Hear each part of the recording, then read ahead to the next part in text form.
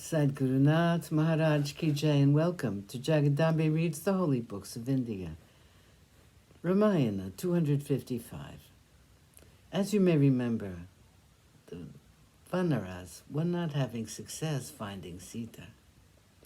They abandoned forest after forest, and with every step their depression increased. They came across several interesting places. One of them was a forest full of trees which had neither flowers, nor fruits, nor even leaves. There were rivers, but not a drop of water could be found.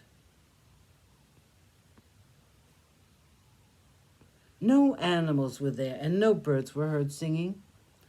There were no creepers clinging to the trees, and there was no grass, even to soften the harsh look of the landscape. In the midst of it all was a rishi by name Kamdu, who lived there all alone. Where he was could be found some water and some ponds with flowers in them, some trees with greenery and some fruits too.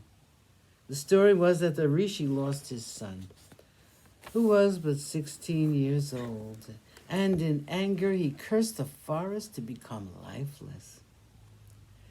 Crossing all these places, they proceeded further south, intent on their quest. All of a sudden, they came across a Rakshasa. He was huge like a mountain, and he was fearful to look at. He was the son of Maricha, and he came towards them with a terrible cry.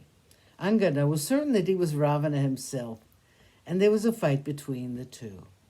The young Vanara prince used his fist to beat the Rakshasa, and in a matter of moments, Maricha's son was dead. They realized it was not Ravana, and went on with their search. Cave after cave they entered and came out with disappointment writ on their faces.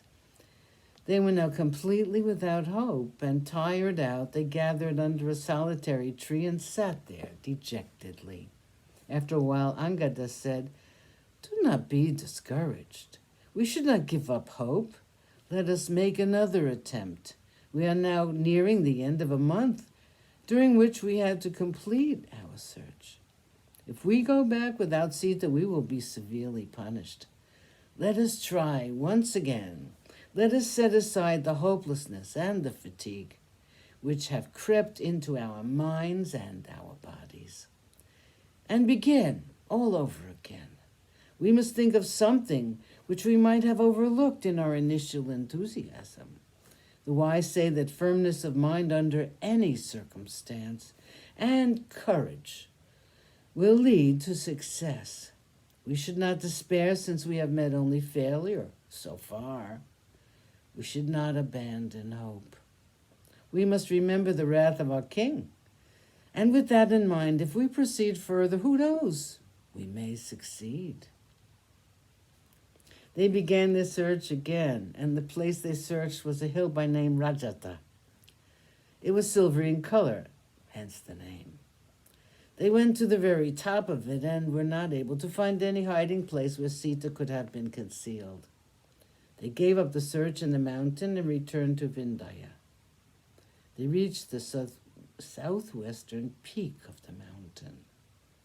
They realized that the time had expired within which they had to return to the city of Sugriva. Desperately, they tried again. Some of them went once again into the caves and made one last attempt, but it was all in vain. They had become exhausted. They had reached a stage where thirst and hunger were torturing them. Tired out and listless, they looked around desperately for a sight of water, if not fruits. They came upon a cave which they had not seen before. They looked at the opening of the cave. They tried to enter it, but it was crowded with creepers and trees.